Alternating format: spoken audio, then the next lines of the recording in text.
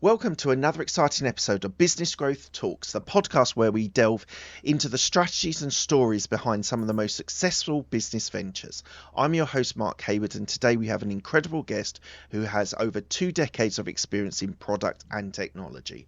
Joining us today is Danny Nathan, a dynamic leader who has been instrumental in helping companies create new products and launch new ventures. Danny's career spans from founding innovative startups like the Date Night Is and Sia to drive major products for industry groups like Jägermeister, Dyson and American Express. Known for his versatile roles in product manager, product person, UX expert, designer, strategist and marketeer. Currently, Danny is the founder of Apollo 21, a unique blend of business consultancy, product design studio, and venture. He specializes in helping companies overcome complex business challenges and scale through technology solutions. We are going to explore lots of different areas for Danny.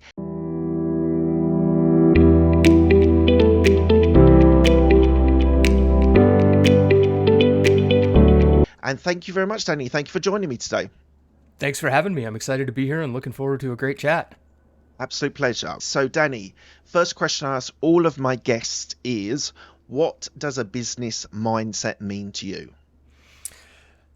That's a great question, Mark. I think a lot of that comes down to what aspect of business you're interested in or pursuing. But for me, that immediately brings to mind an entrepreneurial mindset and an innate curiosity to explore the world around you, to look for opportunities for new businesses or finding interesting new business models that can change the way that people either accomplish things or help them solve problems or just view the world around them.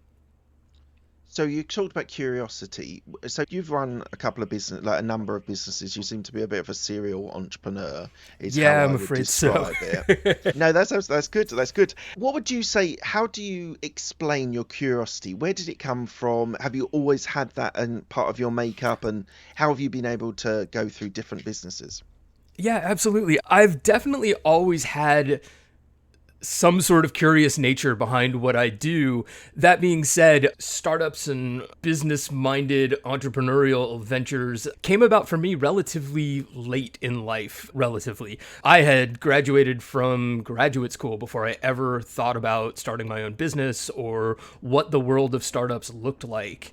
And me, that curiosity was born out of to be frank, it was born out of a distaste for where my career started. I started in the world of advertising on the creative side and very quickly realized that I didn't enjoy spending my days doing that work, in large part because I joined the world of advertising at a weird transitional point where when I went through ad school, everything that we learned was how to create TV spots, how to create newspaper and magazine ads, very traditional media outlets. And then I joined the workforce right around a time when the internet was becoming far more highly established and the idea of technology providing a touch point for consumers to get involved with businesses was really taking off. And so that kind of ignited that curiosity for me, and in part was driven by the frustration around how I had been trained to help companies interact with customers and consumers, and it just felt wrong to me. So I took it upon myself to give myself a crash course in what the next stage of the world looked like, and that really ignited that curiosity for me and the thought process around how businesses and consumers might interact. So we started off in advertising, which is an interesting area, and then you went into the product design and that. So I find that really interesting, that transition for you. What was that? What was that like for you when you were moving from one industry into another?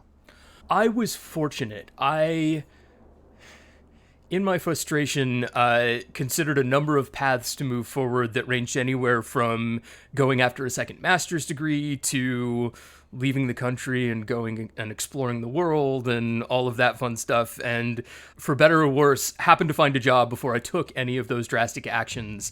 And Right. I found myself working for a company here in New York called Poke, which was the New York branch of a London company by the same name, actually.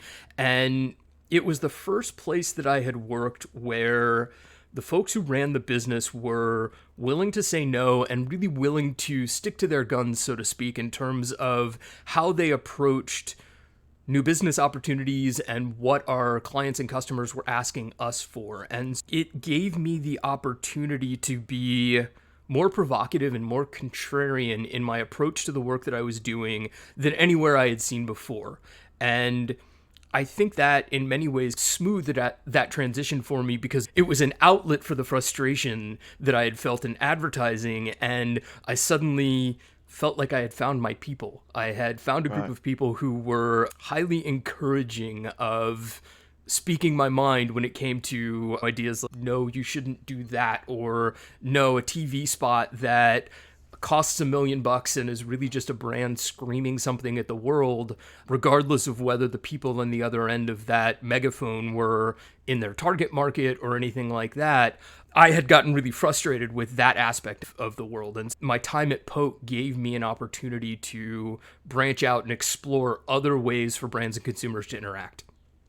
That's amazing. That's a really interesting story, the transition. And so I worked in corporate. All my audience know this. I worked in corporate for 14 years, 12, 13, 14 years, and left. I'd been doing my podcast for a long time, but left that environment. And the transition actually was something that I'd started many years ago.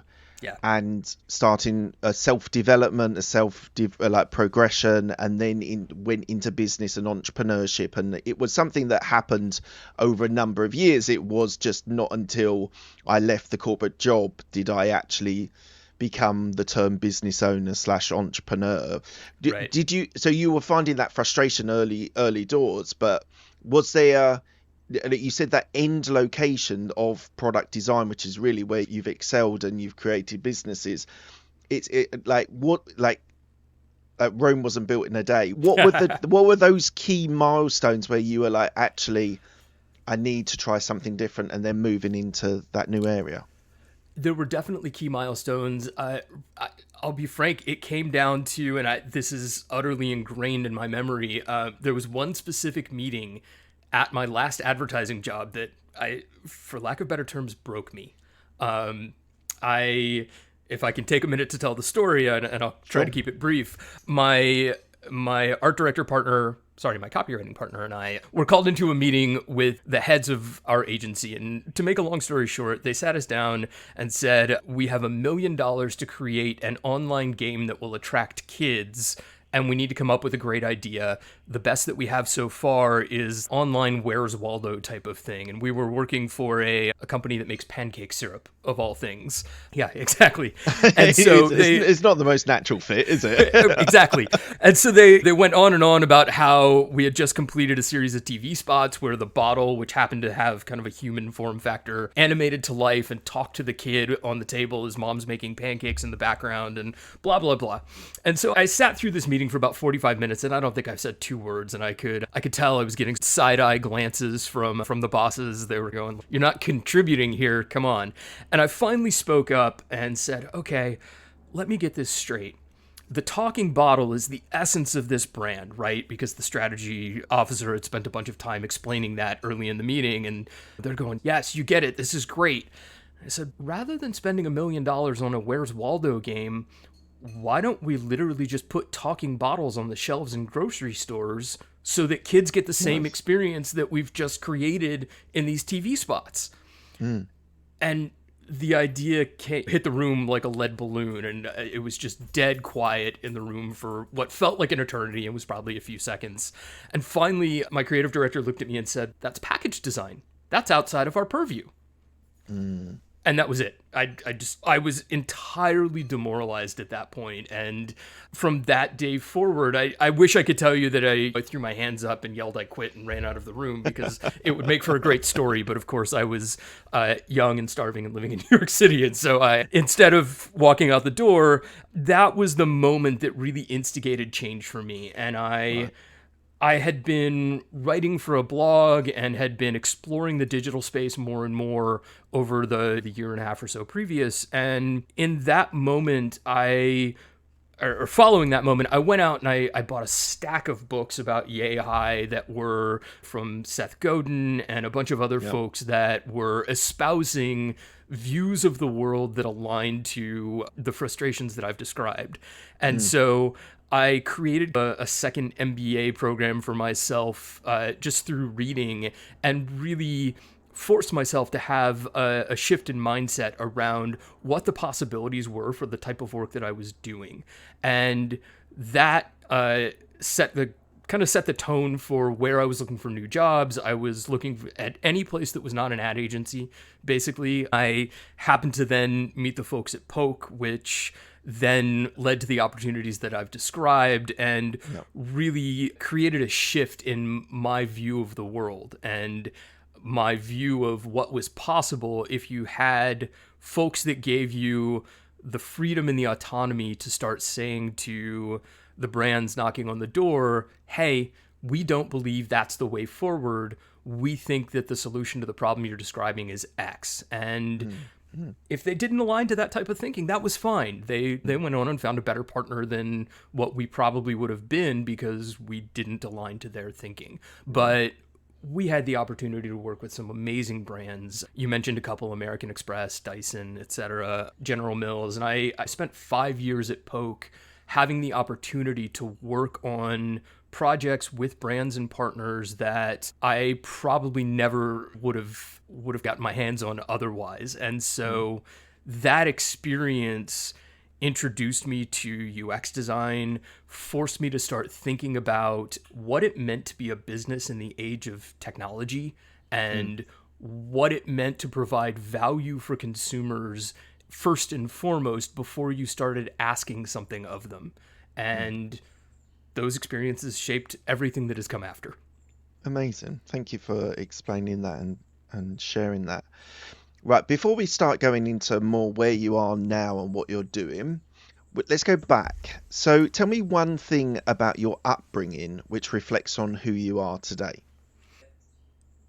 My mom told me something all the time, and I throughout my childhood I spent a lot of time in theater. I grew up in Texas, where if you didn't play football you didn't exist, and I didn't play football. Instead, I was in the theater.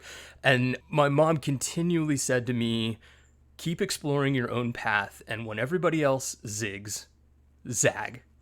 Go your own direction. Figure out who you are. And that has literally become a rule that has guided my life. When they zig, zag. And it's something that I refer to often. So I've lived my own rules since. But and it couples with the contrarian view that you got in Poke as well, because I often think various books and podcasts where people say about never follow everyone else, like always think about a different way of doing things. And I often think about, like, I'm quite contrarian with investing in stocks and things like that. If something is booming, then I look, okay, what's going to be the next thing, or where is that coming from, and trying to be contrarian about it. Do you think that has helped you in your life, your story that you said about your mother and as well as Poke? Do you think that there actually seems to be some alignment and some sort of connection between what your mum was telling you when you were a kid and what your experience was at Poke? There's no question. Those two things align, and I think that the continuous encouragement to explore my own path and to make my own way in the world has impacted everything that I've done. I continued the pursuit of theater through my college years and actually have a degree in acting, which a lot of people looked at me and said, what are you going to do with that? And it has that perspective on the world has encouraged me in just about everything that I have done, and has dictated that instead of taking the corporate career path, for example, that I have, as you pointed out, become a bit of a serial entrepreneur and somebody who is always trying to find my own way through things and find my own way towards success. That's fantastic. And do you do any acting now in the theater? Do you do any? No, I gave that up after college, but I have to admit, even my mom, who, as I've espoused the tone for a lot of my way through the world, continually said to me during college, really? Are you sure you want to keep doing this? And what I have found is that my path in acting has served me incredibly well throughout my career. And I did couple it with a second major in business and marketing at my mom's encouragement. But even she has come around at this point and said, you know what? Never in a million years would I have expected that your acting degree would serve you as well as I have seen it do. And the ability to talk to people, to articulate myself, to react on the fly, and to be comfortable in front of others has served me in my career probably better than just about anything else that I can point at. Do you know something? I'd share an experience for me. The reason why I started this show 6.5 years ago was in my career, I was starting to do presentations and talks to groups, and I was agonizing over the preparation for it. And I still prepare incredibly well. Like these interviews, I spent an hour learning about you, Danny, before you're on the show. But the reason why I did the show was because I wanted to find my voice, more comfortable in my skin, all those cliches, but they are cliches for a reason. And it has helped me. And I feel now that I'm a lot more comfortable explaining things, talking to people, interviewing people. So I think there is an element of that, those soft skills, those presentation skills, being able to talk for you on a podcast, me interviewing on a podcast. These skills should not be underestimated, how valuable they can be in business, because so many people don't want to do sales calls, do these sorts of interviews, communicate with people. Do you think it has given you that leverage that sort of differentiated you as an entrepreneur? Undeniably.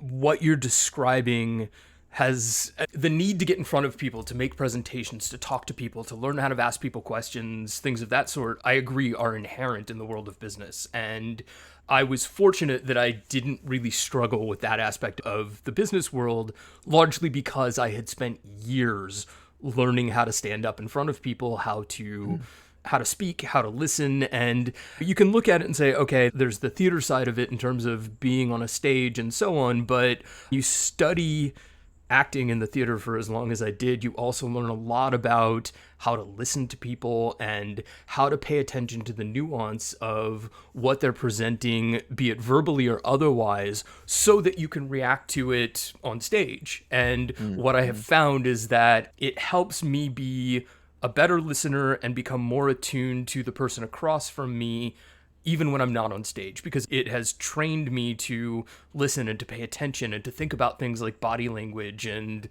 things of that sort that help me track a conversation, that help me tell a story in terms of a presentation, things like that. And so it has been massively helpful.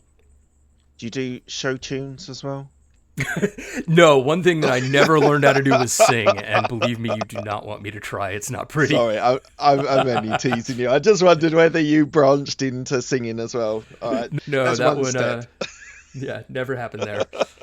All right, let's get on to your experience in product. So, with your background in product in tech, what are some of the trends that are impacting businesses in the current market? Can I give you the pat expected answer here, and then I'm happy to move beyond and then give me the real answer afterwards. But yes, give me the stock answer first. It's fine. You cannot ask that question today without somebody saying AI, and it's changing everything. It's going to have, it has already had, but it is going to have an incredible impact on everything that we do. And one of the biggest questions that we get today is, I think I need AI. How does that happen? Or we're behind the eight ball on AI. What do we do? And the reality in my mind is that while companies undeniably cannot ignore the advent of AI and what it is going to do and enable for their business, the sad truth is that most companies aren't ready to implement AI in truly impactful and meaningful ways for their business yet. Because for as much as we have all spent the last 10 years collecting data, most organizations have done a terrible job of figuring out how to structure that data and make it useful. And if as a human, you can't figure out what's going on with your data, it's a pretty big stretch to expect that some sort of AI agent might be able to do that for you without needing some help.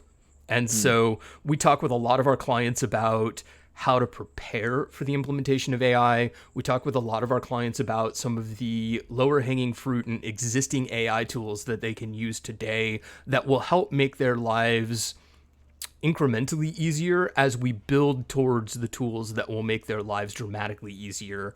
And then we also talk a lot about what you can do without actually implementing AI. And so we get into the world of automation a fair bit and thinking about simple if this then that opportunities around if this type of task comes through our workflow and we see X and Y are true, then we should blank. And that has played a massive role for how we approach our clients. A lot of the work that we do is heavily focused on helping clients build out useful, impactful automation that can be done quickly, that will change the way that their organizations work as we prepare for the deeper implementation of AI. So it's interesting. So as an entrepreneur, we're told by people in the know that automation is the way to go. And I agree, when you're creating systems and processes, to be able to automate them makes a huge difference in your life as an entrepreneur, a solopreneur, a business owner, however you want to describe it. But it's interesting, do you help them with the strategy and the implementation of the automation? Because a lot of people primarily give the strategy and say, oh, this is what you need to do, and then push them out the door and say, okay, we're on to the next one. But you help them with the implementation as well, do you? We do. And I think that that's one of the things that makes us as a company, and we haven't dug into the world of Apollo 21 yet, but as a bit of a hint, I think that's one of the things that differentiates us. And we pride ourselves on not giving the advice and then stepping away, because there's a lot of companies that do that, and it's frustrating. If you're sitting on the other side of that table and somebody says to you, oh, you should go blank. Great. Should. I hate should. I know. Should is the worst word in the language, isn't it? Yes, exactly. You should. Great. Thank you. I should. I should exercise every day. I should do a lot of things. But the reality is that if you can't make that tangible and actionable and help somebody figure out how to get beyond should and into the world of doing and did, then all of your advice is marginally helpful at best. It's what the old management consultancies were brilliant at, wasn't it? They would stay with a team for 6 to 8 weeks, give a wonderful presentation at the end of it, and then just walk out the door. Awful. What an awful business model that we ended up with. And I do know I've got friends of mine that are doing something similar, not always in the tech, but in other industries. And she was saying to me, we're in the trenches with them. We're working with them to be able to make those steps. We're not just giving recommendations. It's so important for a business to actually learn through the process and not just get told to do it. And then you then have the issue of hiring the people to bring in to do what the recommendations are. And you're probably in spaces that you're not in terribly comfortable with. I think that's it. So tell me exactly what Apollo 21 does and who you help and who you serve.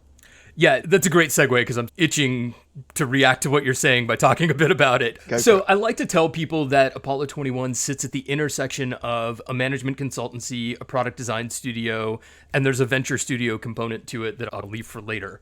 And the reason that I tell people that we sit at that intersection is literally exactly what we're talking about right now, Mark, because if I told you that we were a management consultancy, either inwardly or outwardly, you would probably roll your eyes and go, great, you're going to say should a lot, and you're going to hand me a presentation and leave. And that is not what we do. And to the point of what you've just described from your friend, one of the core tenets of our business is relentless collaboration. We also work very hard to ingrain ourselves into the organizations that we're working with and to ensure that when we are putting forward advice like you should, that we are following it up immediately with, and here's how we think it can be done, and we can help you accomplish it if you would like. And that's an important line to draw. We have executional capabilities in-house. We have folks who have built technology for their entire careers, and I've spent much of my career doing the same thing. And that's important because if you're going to give somebody that type of advice and if you're going to help them think about the changes that will impact their business, that will help them scale, and that will help them achieve growth, you have to also be there to help them execute. And what we find is that a lot of our clients do not come from a technology background. Their businesses are not grounded in technology, at least beyond the reality of how much any business today is grounded in technology. And so they don't have product teams. They don't have software engineers. They don't have the in-house capability to implement the types of technologies, automations, AI, whatever it is that we're suggesting to them. And so we have to be ready, willing, and able to help them execute. And to your point, you also mentioned the idea of building the team. That's another one of the core tenets that we operate on is we expect that when we work with those types of clients, they will eventually outgrow us. And so I'll come back to that in 1 second, but generally our business is focused on one of three things. We help our clients build new products that exist within their current portfolio. Thumbs up. Yeah. We help clients build and launch new ventures that will enable greater scale and new business models beyond what they've explored to date. And then we help them solve core business problems by building technology for them. And so in doing that, what we find is that if we are successful in building a new product, in building a new venture alongside those teams, inevitably we're going to hit a point where they say to us, guys, this has been amazing. You've helped us create something new. We now need to operationalize that internally. And there's sort of two ways to look at that. You can either fight against that flow and try to hold on to that business and that client for as long as humanly possible and wring every penny out of them, which I have learned is not the way that I like to do business. Yeah. Or you can approach those engagements with the understanding from day one that in success, if we do our jobs, they're going to outgrow us. And they're going to come to us one day and say, guys, it's time for us to fly out of the nest. And I would rather build a business that helps those companies, that helps our partners prepare for that eventuality from day one. And that could mean that we help build their team internally. That could mean that we hire a team that we then utilize for the execution and literally hand off to our client. Our teams could become their team quite literally. And then they have the benefit of continuing to work with a team that is familiar with and that built that product or that service from the ground up and is now sitting in-house and has the capability to continue that activity, to grow, and to become the technology team that they may not have had at the start.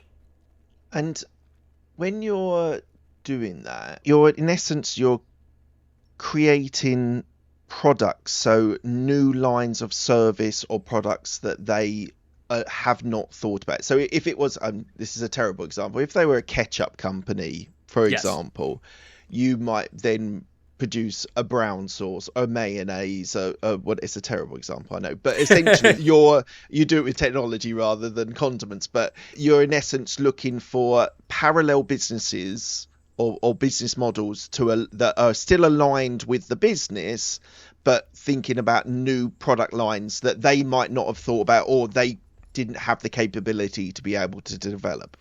That's exactly right. I love the condiment example, by the way, although we don't do much work in condiments yet. To help ground that a little bit, we often tell people there's no reason that Hyatt or Hilton or Marriott couldn't have started Airbnb, for example. There's no reason that a huge car rental company or the New York City taxi services couldn't have created Uber.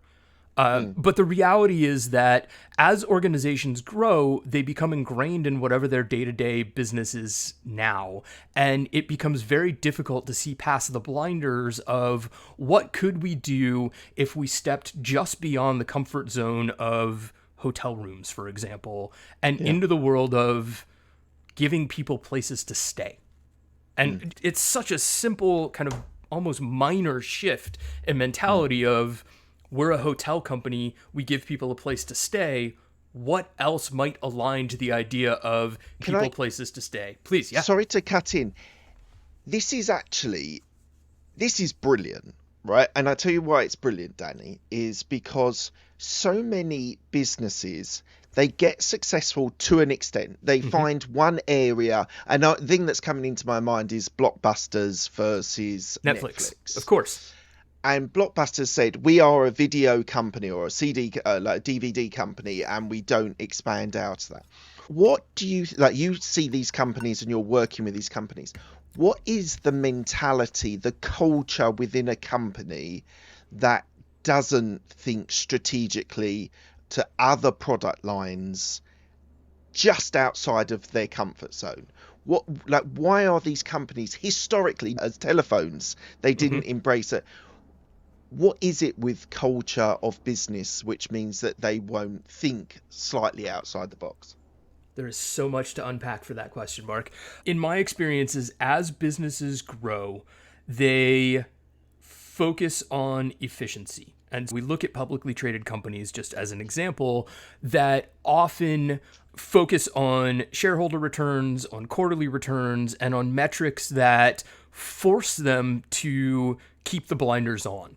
Because the idea of exploration and innovation and the idea of cultivating growth and scale from areas that are just beyond your core business are inherently not efficient. They fall outside of those metrics that most businesses live and die by. For example, let's run with Blockbuster. Had Blockbuster looked around and said, hey, the internet's becoming a thing, I wonder if we can send movies over the internet, it would have required time and exploration and expenditure to get to the point to figure out, can we do it? Do people want it? Is there value there? Will people pay for it? Et cetera, et cetera.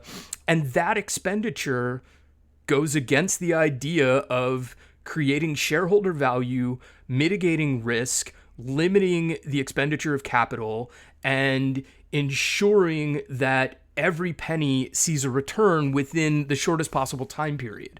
And so as long as you're focused on those metrics, you're going to struggle to create tangible innovation that lives just beyond your reach. This is so fascinating. I'm hooked. I'm absolutely hooked on this. And I've got a lot of different ways that I want to go.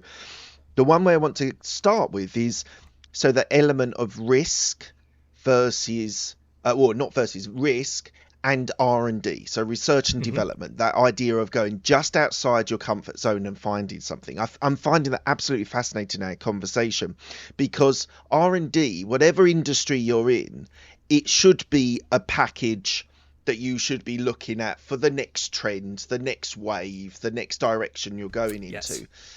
But what you said about quarterly metrics, everyone is just thinking about the next quarter. They're not thinking about where the next trend is coming. What is the essence of risk? Why are companies, even with all of our experiences of the last 60 years of there is always a growing trend, there's always a new wave, and you have to keep on top of it or you could die. Why is that risk of R&D so suppressed in companies?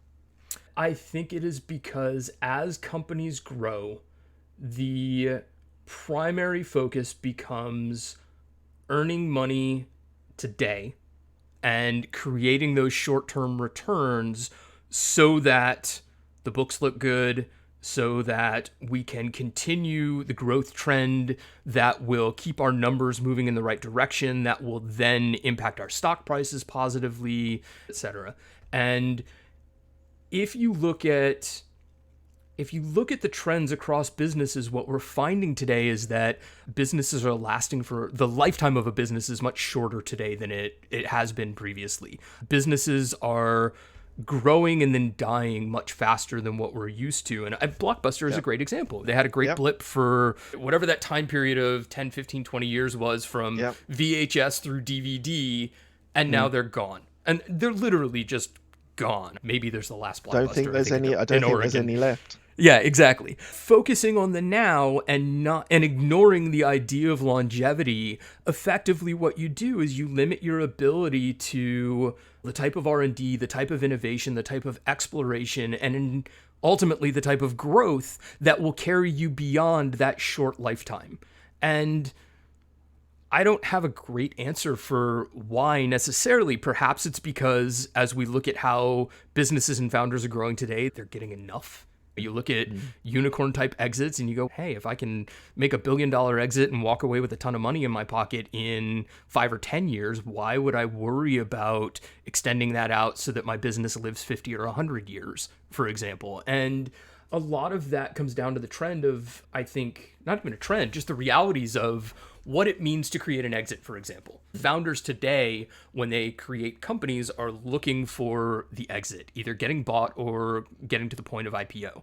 And if you are looking for an exit, then you are inherently not going to be focused on longevity. You're not going to be thinking about what it means to build a legacy business that's going to last for a long time. And the reality is that starting companies is massively expensive, or at least it has been traditionally, in the way that we're seeing a lot of VCs encourage companies to grow, for example. And so the idea is that I need to take a bunch of money in to enable incredibly fast growth so that I can then take the money back out. And it's a huge shift from the way that companies started, where they were run by families generation after generation, for example, where the entire purpose of building that business was to create a legacy, was to create longevity, was to create something that your children could then grow into and take over and carry on and hand off yet again. And those shorter lifespans of companies are almost a forcing factor into the world of near-term returns and short-lived organizations that are not focused on innovation and growth, but rather are focused on dollars tomorrow. I could do a whole episode with you just about that whole concept, because I'm now thinking it's all being driven by the CEO, the founder, the person, and if their exit plan is a major part of them starting their business. And I've had multiple people on this show who say, when you start a business, you should be thinking about your exit before you've even started the business. And for me, as a business owner myself, I feel a little bit uncomfortable. I'm not in the tech space, I'm in the service industry, so it's a different model than a tech company that's growing and looking to then be bought or go to IPO. So it is a different model, but it saddens me in some ways that founders are thinking about how they can exit and not thinking about how they can grow their company, and it lasts 100 years rather than 5 years, gets sold, gets absorbed, broken up into lots of different bits. The bits the company likes they leverage and work with, and the bits they don't like they throw away. It saddens me that people's mentality is that. Maybe call me old-fashioned, whatever you do, but let me finish my rant. I want to ask a little bit more about Apollo 21. So you said you work at that intersection of consultancy, product design, and venture. So how is it that you're looking, and what's the market size that you're initially looking to target with your marketing? That's a really hard question, and it's one of those that I should be able to answer in a snap, because everybody talks about not starting a business unless your total addressable market and all of that fun stuff. When you're, let's put it differently, that might make it easier to answer. When you're doing your marketing, looking for new clients, what's your ideal client that you're looking for? We look for clients that are what I call mid-size to enterprise. Again, I'm going to throw large kind of swaths of numbers around. If you're doing $5-10 million of revenue a year, for example, you're getting to that size where you're probably starting to hit that point of lack of exploration, of focusing in on the things that are working.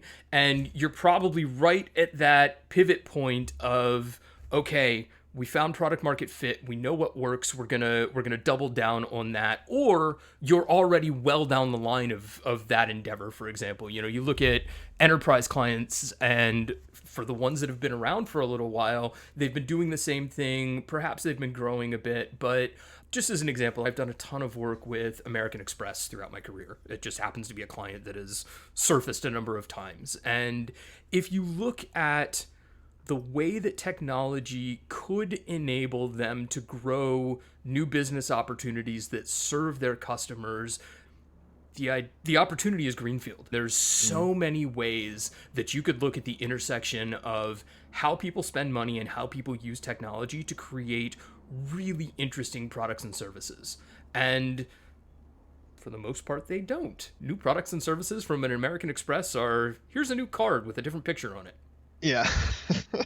But with when it comes to money, what money loves is frictionless exchange. Yes. So why are I don't want you to slag off American Express, but why are other companies like that? Why are they not looking like blockchain, for an example? Like we've had the advent of crypto, and there's good, there's bad, there's speculation, and I get that with crypto. But why aren't financial institutions, organizations looking for different ways to get frictionless exchange of value and exchange of money?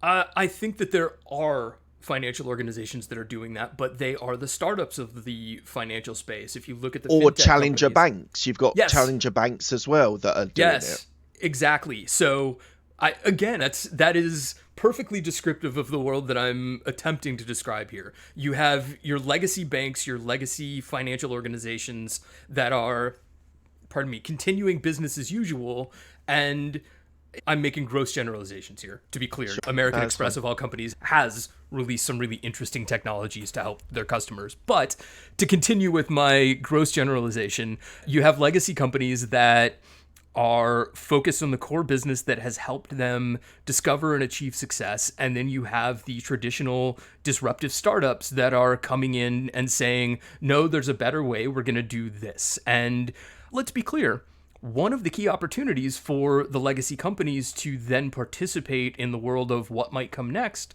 is through acquisition. And there's nothing wrong with that. Yes, That yes. is a massive growth opportunity. And for American Express, just to keep on the train here, to go and acquire a company that is highly focused on making spending more seamless, that is a perfectly viable way to expand their business line, to capture new technology opportunities, etc. And it still just requires that mentality of, regardless of whether we're going to find and build the opportunity that lives just beyond what we're focused on today, or we're going to find the company that is focused on that and then go and you can acquire them, you could invest in them, you could partner with them to enable some sort of interesting capability that perhaps they're struggling with today. There's lots of ways that legacy companies can get involved and participate in the world of what is next that don't require them to go and build a technology team, for example. Yeah. And your idea of new product lines. So how do you do the analysis when you're looking at a company? Maybe give a case study or an example of a company that you worked with.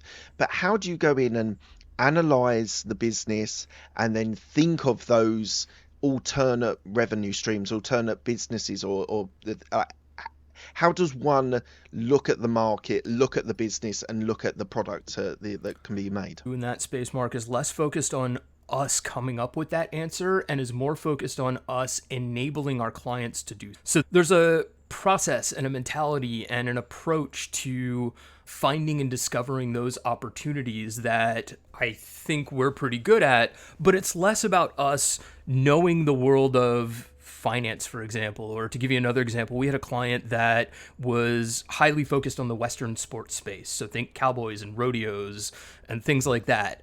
A very traditional business, if there ever was one, that was born out of the American West hundreds of years ago, kind of thing.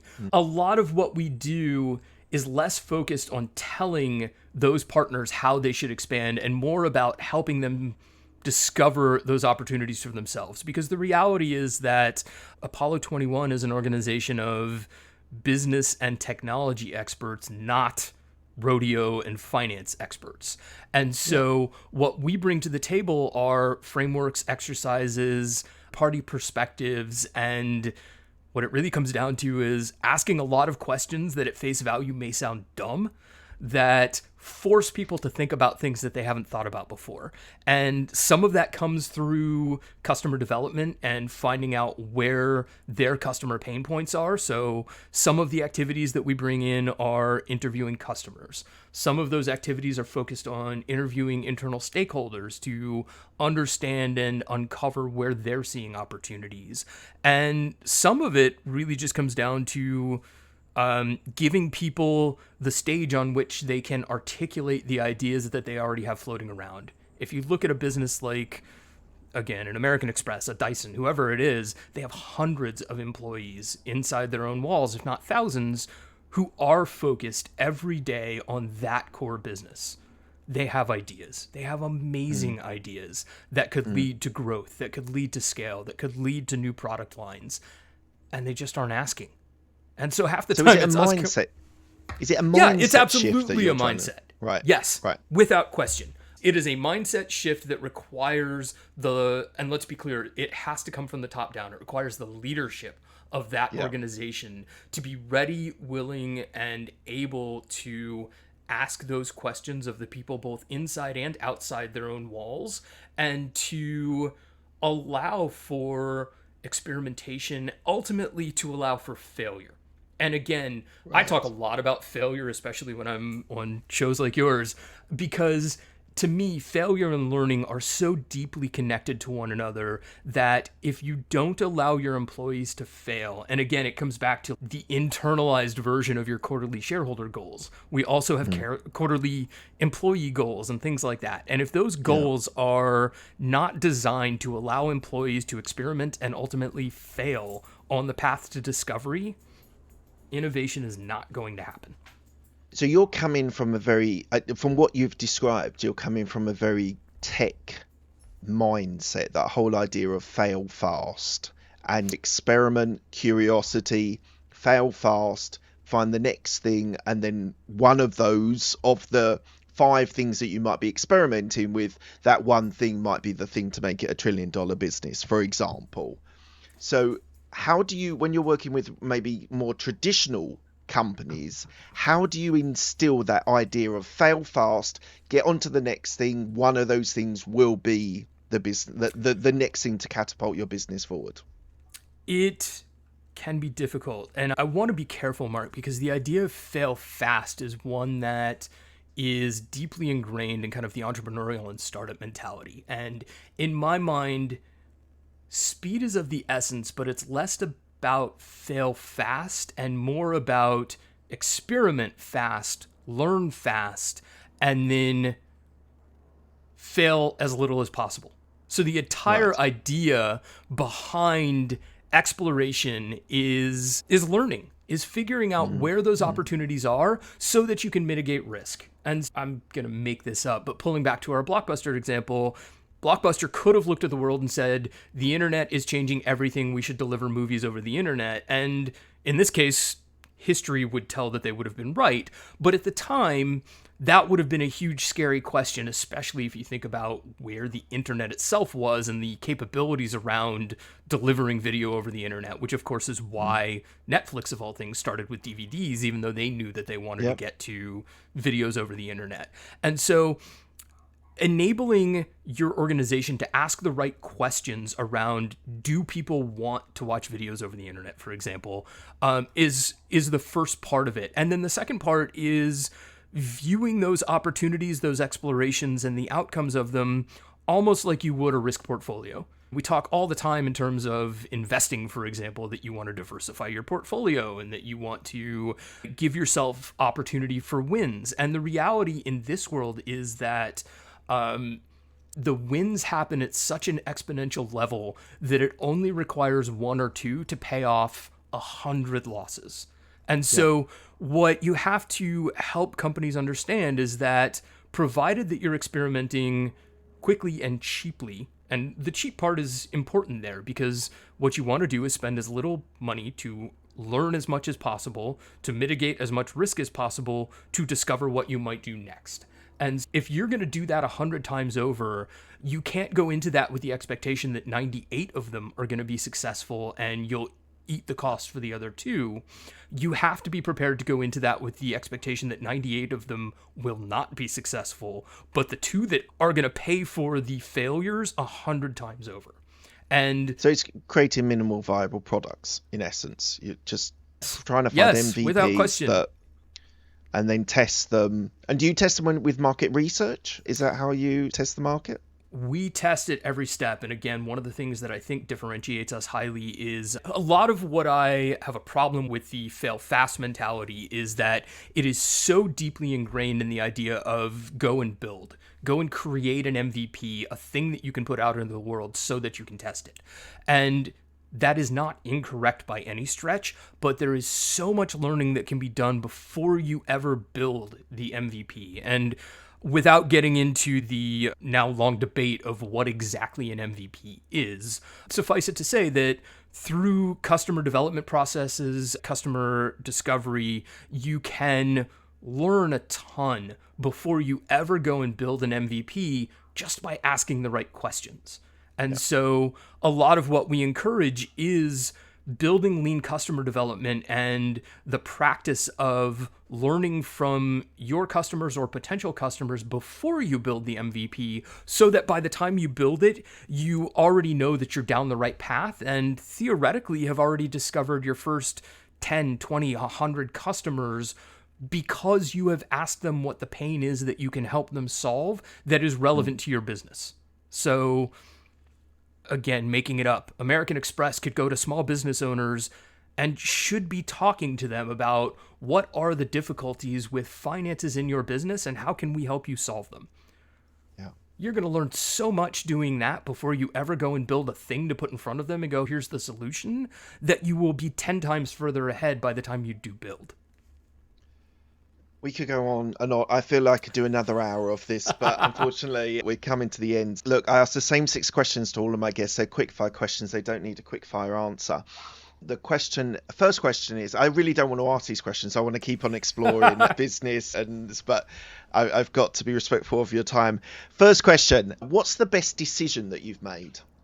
I think the best decision that I've made comes back to a lot of what we were talking about in the advice from my mom. Folks, listen to your mom.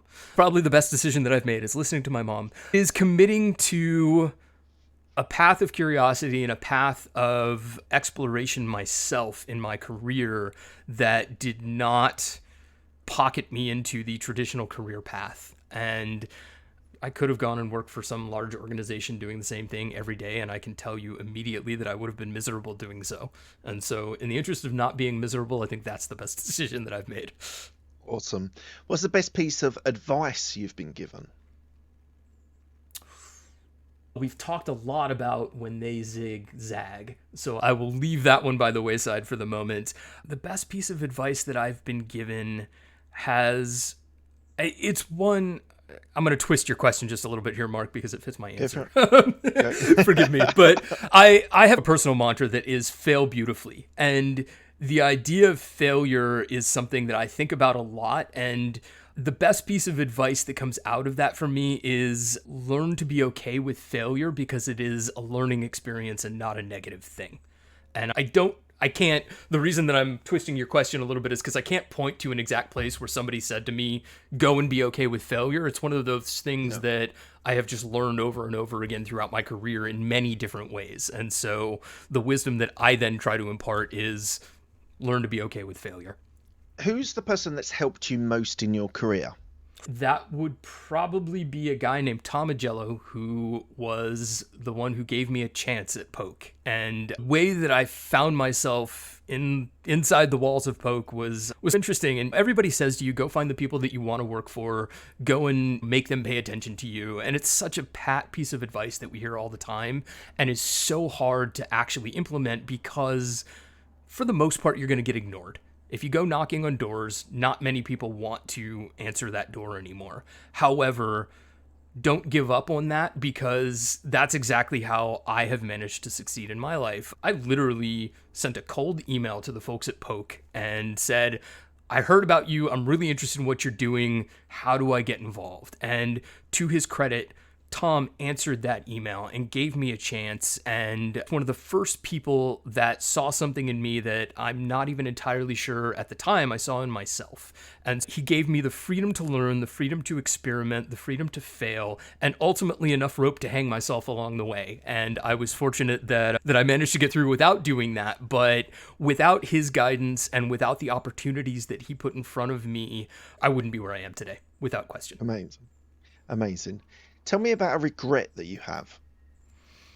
Ooh. I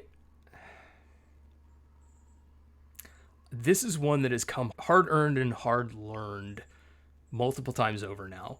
I tend to trust first and allow people to prove me wrong, and it has bitten me in the butt a number of times, especially in the business world. I have often approached situations with the assumption that the people around me have my best interests at heart because they are people and genuine and so on. And I've learned time and again that for as much as I want to believe that everybody out there is operating with integrity and is going to look out for you as much as they're going to look out for themselves, it just isn't true. And so my regret is not learning soon enough that while I believe you need to trust people, because if you start from a perspective of a lack of trust, you're also going to cause yourself problems. You should also learn to have a healthy skepticism and to think about what the motivating factors for other people in your world are so that you can ensure that those motivating factors align. So I'm learning that experience currently. I don't want to go into the ins and outs of it, but I trusted someone as a referral, someone that was given as a referral to me, and I trusted them. And my business partner, who I've been talking about this with, said to me, "Yeah, it's a hard lesson you've got to learn, unfortunately." And he says, you gotta get to, I don't know if guns are the right word. You've got to get to your guns faster because people don't always have your best interests at heart. They can be very selfish and very and I do believe in karma to an extent, that people that keep on doing things like that will run foul at a certain point. Yes. Like people who don't have integrity, they might win with you once, but at one stage they go into full foul. So for me, it's a learning experience, and equally, I know even if we don't bring him down, there will be someone will. So I would say, yeah, it's a lesson that we all have to learn. Yeah. Anyway, moving on.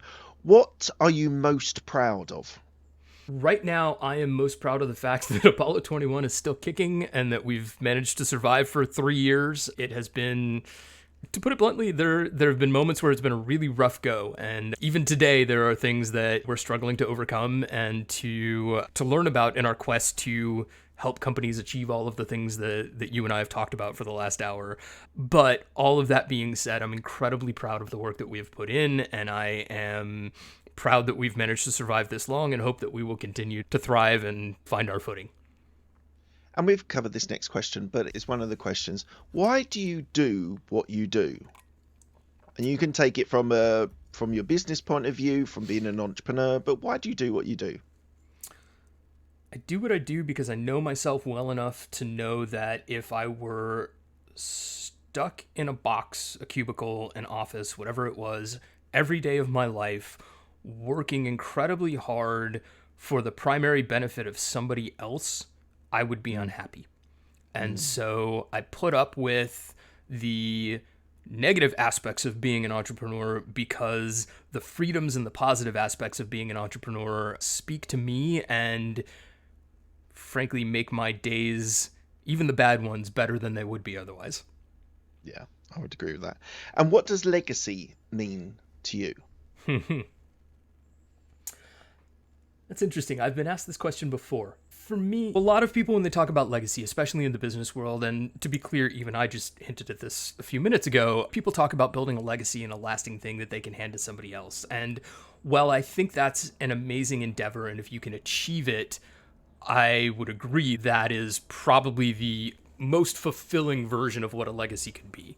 However, that's also really hard, and we need to be ready to admit to the difficulty in that. And for me, a legacy is about positively impacting a few people around me in ways that will hopefully change their lives for the better. We're a very small team. I have 3 or 4 core employees who are with me all the time, and then we scale up and down based on the needs of a project. But those 3 or 4 people are folks that I've worked with at past companies who I trust implicitly, and who, if I can have a positive impact on their lives, if I can help them send their kids to college, if I can help them have a fulfilling career path because they're doing what we are doing together and they enjoy it, to me, that's a great legacy, regardless of whether it leaves something for a generation beyond me or not. The fact that I can change the lives of the people around me is great.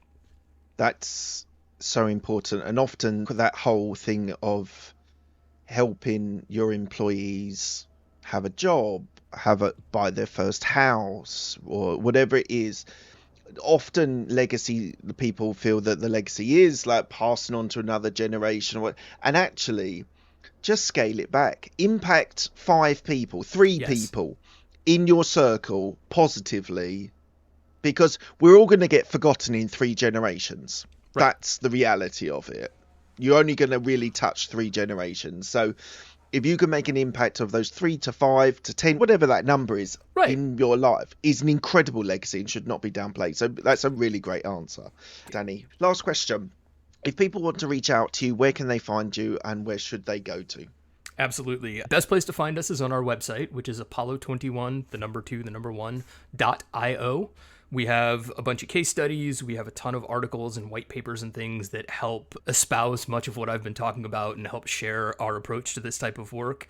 And then both the company and myself are active on social media. I personally am blah, blah, blah / among many, AMONGMANY. And of course, Apollo 21 is active on all the socials as well. And if you happen to be listening from New York and you want to meet in person, one, please reach out. But I also host monthly dinners for early stage founders, as well as monthly dinners for folks that are in the innovation space. And that is literally 6 people sitting around a table, getting to know one another over a meal. And so if you're interested in that, please do reach out to me. And I always enjoy meeting new people at those events.